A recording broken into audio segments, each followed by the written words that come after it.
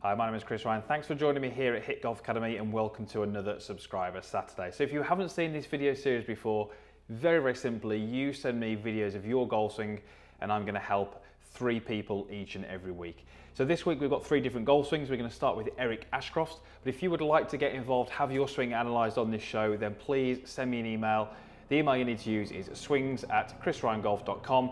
But you can also send me your video of your golf swing on Instagram. My handle there is @ChrisRyanGolf. Those are the best 2 ways to get in touch. Again, we've got 3 golf swings here which are a little bit different, but would love to have you send your video in and me to analyse your golf swing and give you some advice on how you can move forwards. I say this every single week, but let's get some chips, some pitches, some bunkers, some putts, different types of shots, because that is going to help.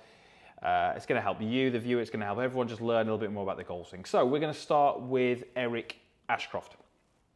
And you're going to see straight away that he has got a fantastic looking golf swing. Fantastic looking golf swing doesn't always mean they're going to be great golfers. But I think, this golfer certainly could play to a pretty high level. Now, just before we play this golf swing through, he was experiencing balls which started left of target. And he said that sometimes they cut back, but sometimes they didn't. So kind of alluding to the fact that he'll hit a pull shot, maybe a little fade, but his kind of real issue was he found it very difficult to start the ball right of target, difficult to hit straight shots, certainly difficult to hit draw shots. So let's just go ahead and play this swing through first of all.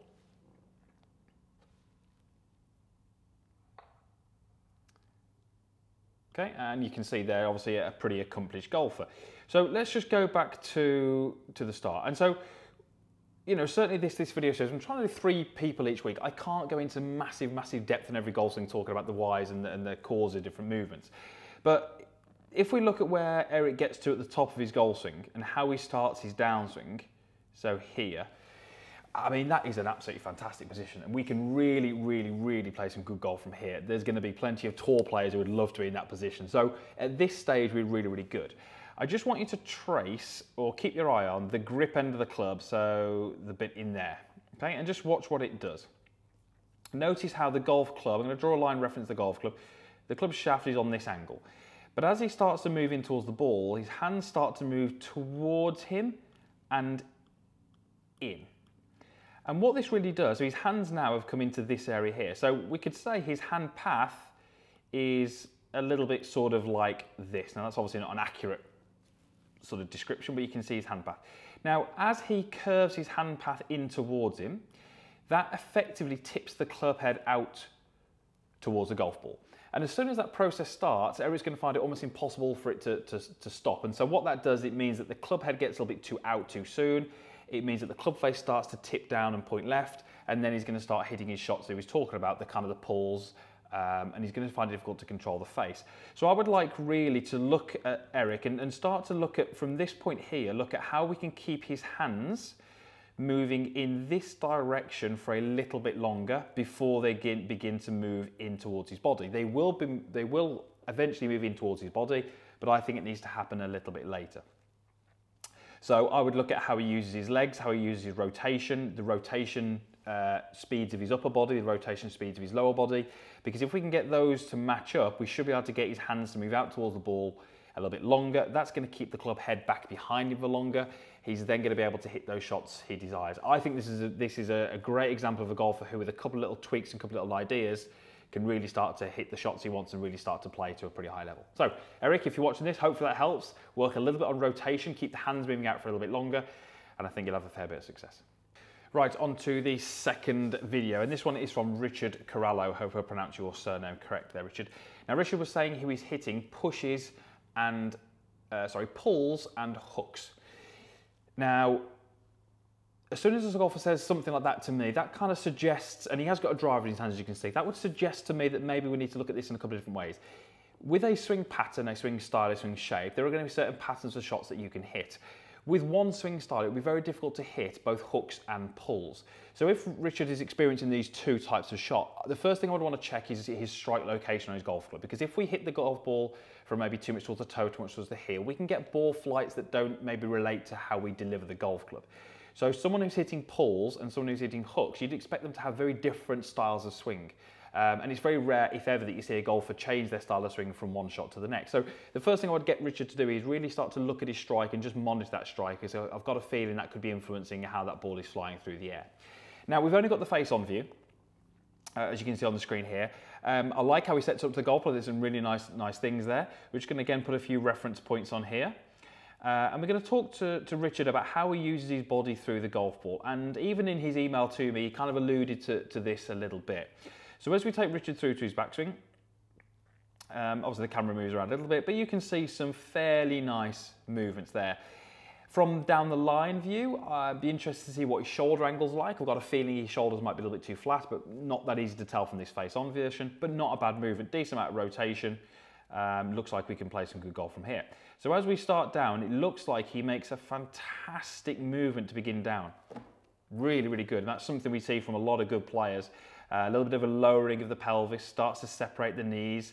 Really, really good. So now we're in a position where we can do a lot of good things. I would actually get Richard from here to think about his belt buckle. So I'm just going to mark that now for you. So belt buckle is in there.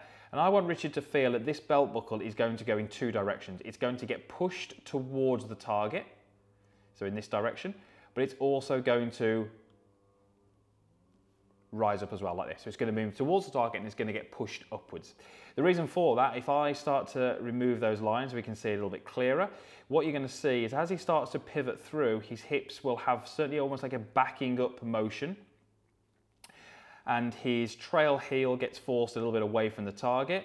He gets a little bit cramped with his arms and he doesn't extend his body well enough. Extending the body is a fantastic way to add some speed, add some power to the golf swing. So I would be expecting ideally at this point here to see Richard's hips and pelvis a lot more towards the target and a little bit higher. So for me, I would get him to feel like he works a little bit on how he uses his midsection, his hips and his pelvis, starting to rotate them, starting to raise them and matching that with a better rotation through and a better extension of the arms. Difficult to know exactly what his path is because we haven't got the down the line view, but I think this golfer could play some good golf just by working a little bit on the hips, on the pelvis and how they work through the golf ball, stop that back heel moving away from the target. Hope that helps, Richard. Let me know, send me another email, let me know if that did help and how your practice is going.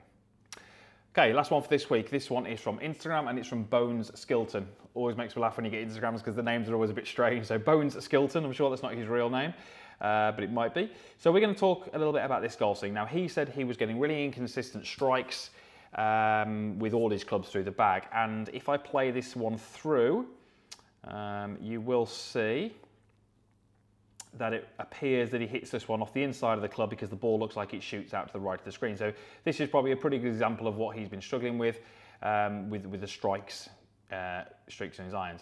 So he kind of alluded to poor strikes. He said inconsistent strikes. So I'm going to guess he's hitting some middle, some low, some high, and certainly be struggling to really hone in on that centre. Now the first thing I would do here is I would look at how this golfer stands to the golf ball. I don't massively believe posture can influence strike in every case, but certainly for this golfer I think they're a little bit too close to the golf ball, and that's going to give them issues as they begin down. It's very, very rare that if a golfer is hitting the inside of the club, the hosel, it's because they're stood too close. It's often the go-to fix, must stand further right. It's very rarely the case. But in this case, I would like to see this golfer stand a little bit further from the golf ball this way and just create some slightly better angles within their starting position. You will notice that as he moves the club away, there is a slight movement of the head down and in towards the golf ball. So those little reference points will show us, and you'll see that head wants to move kind of down and into the golf ball this way. That's going to tend to want to send the arms and the club a little bit too much in behind them. So for me, this all starts from a setup position where it's a little bit too tall. This golfer feels like they have to kind of move down into posture. And what we're going to see as we get to delivery, so let's find delivery point here. For me, these hands get a little bit too close to the body, and the trail arm, so this right arm here, gets a little bit too much stuck to the side of the golfer. But again, for me, these are all results of being stood a little bit too close to the golf ball. If I was to get the hands and the arms in this instance here to where I'd like them, we'd need the golf ball to be almost where that T-peg is. So we'd like a different arm structure at this point, lead arm a little bit more outwards, right arm a little bit more in front of the golfer. That's my best drawing there of two arms. But as I say, for the golfer to do that, the ball would have to be somewhere different, otherwise they would completely miss it or really hit the inside of the golf club. So certainly for this golfer, I would change posture first. I would like to see what that did. Wouldn't really go diving into anything else first. I'd want to see what changing the posture did, get them a little bit more over the ball. I've got a feeling they'll be able to make some much better moves fairly naturally as a result, but I can definitely see that this golfer would struggle with some strike issues. So 3 different golfers. Hopefully we've given them some information about the golf swing, just something to explore. I would advise all of the people who send videos in, go and seek out a professional or a coach who you trust, who can help you with your game. These are just ideas that you might want to explore with that coach, and just things that you can maybe look into going forward. It's very difficult for me to give a completely full lesson as I would do in my studio, or if I would do via an online lesson. But it gives these golfers a little bit of an idea of what they can explore going forward with their golf game. So if you would like your swing featured in this video series, email me at swings@chrisryangolf.com or send it to me via Instagram at chrisryangolf, and hopefully you can be featured and we can help you with your game. Thank you for watching. Usual stuff, as always, is below. Comments box, like button, and there's also a link to subscribe to the channel. Click that link, enter your swing into this video series, and hopefully we can help you in the coming weeks. Thanks for watching. We'll see you again soon.